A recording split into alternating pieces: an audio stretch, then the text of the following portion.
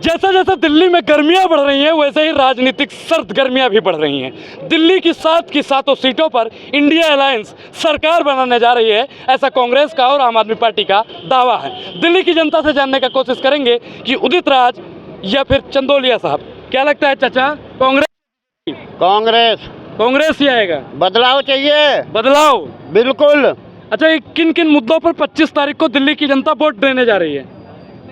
नौकरी पे नौकरी नहीं मिल रही, नौकरी नहीं मिल रही और नौकरी नहीं मिल रही तो छोकरी नहीं मिल रही। ठीक है, सब ऐसे ही घूम रहे हैं। मोदी जी कह रहे हैं जैसे मैं हूँ वैसे ही तुम रहो। अच्छा, इसलिए बदलाव चाहिए, बदलाव चाहिए। मोदी जी को हटाओ, नहीं राम राम करते रहेंगे, तुम रावण रावण करते रहना। राम राम करते रहेंगे वो राम के नाम पे आते हैं बस, काम किसी का नहीं आते। तो उदित राज जीत रहे हैं? हाँ, मैं तो कह रहा हूँ पूरे इंडिया में 250 से नीचे गिराओ इसको। भाजपा को 250 से नीचे गिराओ? नीचे गिराओ तभी मजा आएगा।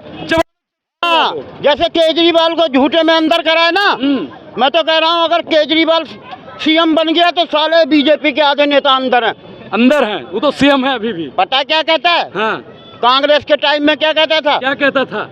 सीबीआई कांग्रेस का तोता। अब साले तेरा तोता नहीं है सीबीआई, अब तूने तोता नहीं बना रखा, जिस मर्जी को अंदर डाल दो।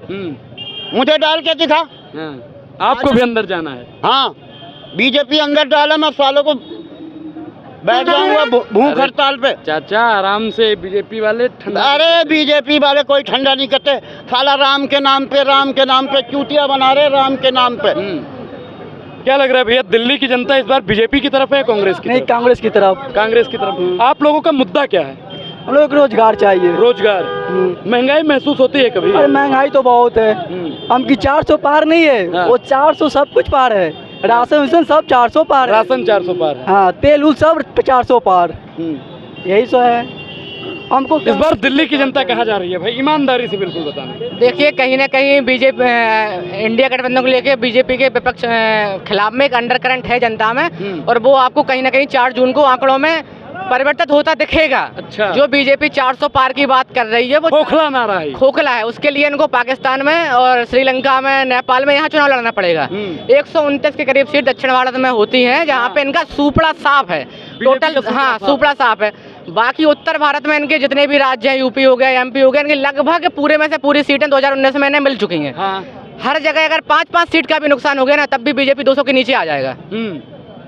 तो ये जो 400 पार बोल रहे हैं, ये फालतू का एक जुमला है। मनोवैज्ञानिक दबाव बना रहे हैं जनता पे कि 400 पार हम बोलेंगे तो लोगों का मानसिक संतुलन तो बिगाड़ रहे हैं। लोगों को लगेगा कि 300 पार तो आ ही रहा है, बीजेपी का बहुमत आ ही रहा है, इसीलिए आप 400 पार कर रहे हैं। हाँ। बस यही है। अगर चंदोलिया साहब हैं एक तरफ उदित राज है, माहौल किसका बन रहा है? उदित राज कांग्रेस से हैं, बिल्कुल। चंदोलिया साहब बीजेपी से हैं, आपको मालूम होगा। बिल्कुल बिल्कुल, उदित राज जी अच्छे कैंडिडेट हैं, वो पहले भी यहाँ से एमपी रह चुके हैं और बीजेपी से। हाँ, बीजेपी से रह चुके हैं। उसके बाद उन्होंने पार्टी को बदला था, अभी कांग्रेस में आ गए थे, पिछली बार हार गए थे। तो इस बार मुझे लगता है कि अब मजबूती से चुनाव लड़ रहे हैं और उम्मीद है कि 4 जून को जीतेंगे। 4 जून को जीतेंगे बिल्कुल। भाजपाइयों का क्या होगा? इंडिया अलायंस का लोग कह रहा है कि 7 की 7 सीटों पर हम अपनी सरकार बनाने जा रहे हैं।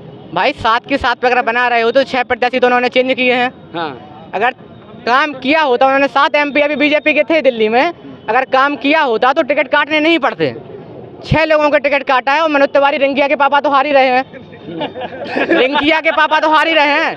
उनको ये भी नहीं पता कि हमारे लोकसभा क्षेत्र में कौन कौन से यहाँ पे क्षेत्र आता है। रिंकिया के पापा भी बात करेंगे। एक चीज बताइए आप, उदित राज जी भी ताल ठोक रहे हैं, चंदोलिया साहब भी ताल ठोक रहे हैं, पश्चिमी दिल्ली पूरी एकजुट होकर कांग्रेस रट रही है।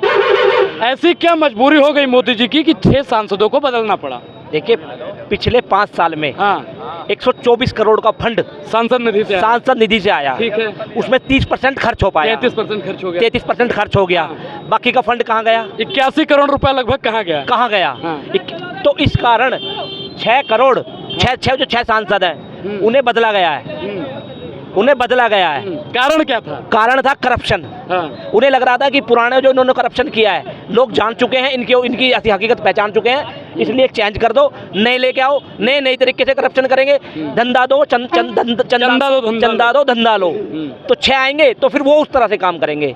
मनोज तिवारी को इसलिए बचा दिया इन्होंने क्योंकि उन्होंने उन्हें चाय बहुत पिलाई है। चाय का बड़े शौकीन है प्रधानमंत्री जी, और चाय बनाते भी थे और चाय पीते भी हैं। तो मनोज तिवारी के हाथ की चाय बड़ी अच्छी चाय बनती है, मैंने सुना है। उन्होंने अमित शाह को और अमित मोदी सॉरी जय साहब के पापा को और नरेंद्र मोदी जी को बहुत चाय पिलाई है, तो इसलिए इनका टिकट बच गया। और इनके बारे में सुनिए, इन्होंने 5 करोड़ रुपए प्रधानमंत्री कोष में जमा कराए हैं। अच्छा, जो यहाँ पे क्षेत्र के अंदर लगना था पैसा, वो उन्होंने प्रधानमंत्री को राहत कोष में जमा करा दिया। भैया क्यों? यहाँ पे सड़कें टूटी हुई नहीं है, यहाँ पे विकलांग नहीं है, यहाँ के विकलांगों को खोके नहीं चाहिए, क्या नहीं चाहिए यहाँ पे? जो विकलांग है, एक विकलांग को आज तक इन्होंने व्हील चेयर दी। अमित भाई, आप एक चीज बताइए कि जो 81 करोड़ रुपया लगभग बचा था, उन पैसों से आपके दिल्ली में क्या क्या काम हो सकता था? हमारी दिल्ली में कितने तो केंद्र विद्यालय बन सकते थे। जो बच्चे गरीब घर के बच्चे हैं, जो प्राइवेट स्कूलों में नहीं पढ़ सकते, वो केंद्र विद्यालय में पढ़कर अच्छी शिक्षा लेकर अच्छी तालीम हासिल कर सकते थे। गली भी बन सकती थी, कितनी गली बन सकती थी। जो कितने टूटे हुए जो नालियां हैं, गली हैं, नाली का काम हालांकि सांसद का नहीं होता है, कितनी गली बन सकती थी, कितने विकलांगों को व्हील चेयर मिल सकती थी, कितने विधानसभाओं में एक एक एम्बुलेंस लग सकती थी, कितने हॉस्पिटलों में नए, जैसे आपने देखा होगा कोरोना के टाइम पे इनके पास ऑक्सीजन भी नहीं थी, ना बेड थे इनके पास, कितने ही हॉस्पिटल में बेड आ सकते थे। बहुत काम हो सकता था, पर नहीं हुआ। क्यों नहीं हुआ? क्योंकि बीजेपी में जो चंदा दो धंधा लो उसका वाला जो माहौल चल रहा है, उसी फंड इकट्ठा। हाँ जी, जो कोरोना के नाम पे जनता से पैसा इकट्ठा किए हैं प्रधानमंत्री राहत को, उसके बारे में भी जानकारी देने से मना कर रहे हैं। आरटीआई से बाहर रखा गया उसको आरटीआई से बाहर करें। जनता ने लाखों करोड़ रुपए उसमें डाले हैं कि आप देश के मेडिकल जो सिस्टम है उसका अच्छा बनाइए। अब जनता उसका हिसाब मांग रही है, तो आरटीआई से मना कर दिया गया कि इसका हिसाब हम नहीं देंगे। राष्ट्रवाद के नाम पर सिर्फ घोटालेबाजी कर रहे हैं, बस जनता को हिंदू मुसलमान के जाल में फंसाकर फिर से दोबारा सरकार बनाना चाहते हैं, जो होगा नहीं। अब मतलब युवा समझ गया है कि हमको रोजगार, युवा समझ गया है भाई। युवा कब समझेगा? 10 साल में जो यहाँ आप देखिए, कई स्टूडेंट हैं जो 10 साल से यहाँ पढ़ रहे हैं, 8 साल 10 साल से जो तैयारी कर रहा है, और आप उसको कह रहे हैं कि स्वरोजगार के नाम पे पकौड़ा बेचिए। जो 8 साल 10 साल यहाँ अपना खपा रहा है, और वो यहाँ पे मान लो घर पे फोन लगा के अपने पिताजी से बोलेगा कि स्वरोजगार के प्रति हमारा स्वाभिमान जाग गया है, अब हम पकौड़ा बेचेंगे, तो उसका बाप वहीं से 20,000 रुपये और डालेगा कि इसकी सुपारी दे दो, मार दो इसको। सारा सरकारी नौकरी के भेजा था या स्वरोजगार पकौड़ा बेचने के भेजा था? और अगर पकौड़ा बेचना इतना ही लाभकारी है, तो अमित शाह को क्यों वहाँ बीसीसीआई का सचिव बना रखा है? जय शाह को उससे बोले अमित शाह की पकौड़ा बेचे। जैसा पकौड़ा बेचेगा तो आप भी पकौड़ा बेचेंगे। अरे हम लोग तो पढ़ रहे हैं ना, हमें नौकरी चाहिए। आप उसको लेटर इंडी के थ्रू बना दे रहे हैं कि चलाइए क्रिकेट बोर्ड। आपके बच्चे पढ़ रहे हैं विदेशों में, जैसे इनकी रविशंकर प्रसाद की बेटी लंदन से डॉक्टरेट करके आई है। नेताओं का बेटा पढ़ेगा विदेश में। आप और आम जनता के बच्चों से कह रहे हैं कि पकौड़ा बेचिए, हिंदू मुसलमान कीजिए, रैली निकालिए, ये कहाँ का न्याय है? आप राष्ट्रवाद के नाम पर जनता को मूर्ख बना रहे हैं। कल की घटना बताता हूँ। हमारा गाँव है जगतपुर गाँव, अभी मेरा गाँव ही लोकसभा के अंदर आता है जिसमें मैं रहता हूँ। कल मनोज तिवारी जी हमारे गाँव में आए, बड़े धूम धड़ाके से आए, बड़े बीजेपी वाले जो अंधभक्त उन्होंने बड़े धूम धड़ाके से बुलाए। उन्होंने बोला, एक ने बोला मनोज जी ठीक है हम आपको वोट देंगे, पर आप एक बात बताइए आपने काम क्या किया हमारे लिए? मनोज जी ने क्या जवाब दिया? उसका क्या जवाब हो सकता है आप बताएं मेरे को। मनोज जी का जवाब क्या हो सकता है? अनुराग जी आप बताएं मेरे को। मनोज तिवारी जी का जवाब ये था कि आप मोदी जी को वोट दीजिए। अरे भैया 10 साल से आप क्या कर रहे थे? यहाँ झक मार रहे थे, क्या कर रहे थे आप अपने नाम पे वोट नहीं मांग पा रहे, आप अपने काम के नाम पे वोट नहीं मांग पा रहे, यानी कि आप तो विफल हैं। जब आप विफल हैं तो आप जनता के बीच नहीं आ सकते। जब आप विफल हैं तो आप अपने घर बैठिए। जनता ने मन बना लिया है, एक एक जनता ने 24 लाख की यहाँ की वोटिंग है इस लोकसभा के अंदर। 24 लाख में से 18 लाख वोट पड़ेंगे, और 18 लाख में 16 लाख वोट कांग्रेस पार्टी के कैंडिडेट कन्हैया को पड़ेंगे। 2 लाख वोट ज़्यादा से ज़्यादा अंधभक्तों का यहाँ पे होगा जो उन्हें पड़ेगा। सिर्फ किस काम पे? वो मांगते मोदी जी के नाम पे वोट। भैया तुमने अगर काम किए होते तो आज तुम्हें मोदी जी के नाम पे वोट नहीं मांगनी होती। जैसे एक भिखारी होता है हमारे, मेरा बोलना ठीक नहीं है, जैसे रोड पे खड़े वो बोलते हैं कि भगवान के नाम पे दे दे, ये कह रहे हैं मोदी के नाम पे दे दे, अल्लाह के नाम पे दे दे। भाई जी आज ये मोदी के नाम पे मांग रहे हैं, ये भिखारी हो गए भैया। भिखारी तो ये पहले दिन से थे जब ये वोट मांगने आए थे, पर इन भिखारियों ने सोचा कि ये लोकसभा आपका ताजमहल बन चुकी है, आप यहाँ इस राजमहल में राज करेंगे, और जनता यहाँ की पागल है। एक बार जिता दिया, फिर दोबारा जिता दिया, दोबारा जनता जिताने वाली नहीं है। आज देखिए आप जाके नॉर्थ वेस्ट में, ये नॉर्थ ईस्ट है, नॉर्थ वेस्ट में देखिए उदित राज जी भारी बहुमत से वहाँ जीत रहे हैं। इन्होंने जो कैंडिडेट बदल के दिया है वो कैंडिडेट उसका पहले से भी रिकॉर्ड खराब है। पहले से भी उसका रिकॉर्ड खराब है। पहले से भी उन्होंने जब चंदा दे देकर बीजेपी में चंदा लो धंधा, चंदा दो धंधा लो, चंदा दो टिकट लो, चंदा लो टिकट, चंदा दो टिकट लो, चंदा दे के टिकट लेके आए हैं। तो मेरा कहने का मतलब ये है कि दिल्ली के अंदर सातों सीट इंडिया गठबंधन की बन रही है। हिंदुस्तान के अंदर 4 तारीख को इंडिया गठबंधन की सरकार बनने जा रही है। कितने सीट ला रहा है इंडिया गठबंधन 300 प्लस सीट ला रहा है। 300 से ज़्यादा 300 से ज़्यादा सीट इंडिया गठबंधन ला रहा है। और जो 400 पार की बात करते थे, 400 हार के आ रहे हैं। और इंडिया गठबंधन की सरकार बनते ही साथ सबका हिसाब होगा, सारे चंदे का हिसाब होगा।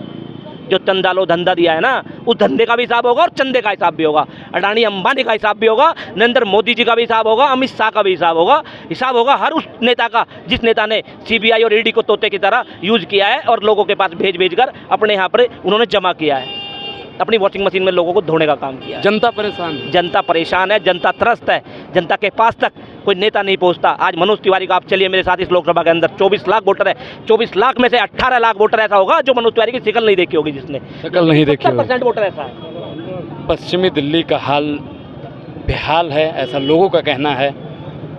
उदित राज इस बार ताल ठोक रहे हैं। कांग्रेस ने उनको अपना समर्थन दिया है, टिकट दिया है, तो क्या कांग्रेस का पश्चिमी दिल्ली से बेड़ा पार होगा? देखिए, जिस तरीके से पश्चिमी दिल्ली से हंसराज हंस पहले सांसद रहे, उन्होंने कोई काम नहीं किया। वहाँ की जनता ने उनको नकारा और भाजपा को मजबूरन उनका टिकट काटना पड़ा। और सिर्फ उनका ही नहीं, दिल्ली की 6 सीटों पे भाजपा को टिकट काटना पड़ा। वो सिर्फ इसीलिए क्योंकि सांसदों ने कोई काम किया नहीं। जो भी एमपी का फंड था वो उन्होंने इधर उधर कर आके मतलब बर्बाद किया। देश क्षेत्र की जनता बेहाल थी और उन्होंने परिवर्तन का पूरा मूड बना लिया था। इसलिए आज एक उम्मीद की किरणों से पश्चिमी दिल्ली की जनता उदित राज जी की तरफ देखी। उदित राज की तरफ, बिल्कुल। पश्चिमी दिल्ली की जनता उदित राज की तरफ है। पूरी बातचीत पर अपनी प्रतिक्रिया जरूर दें। धन्यवाद।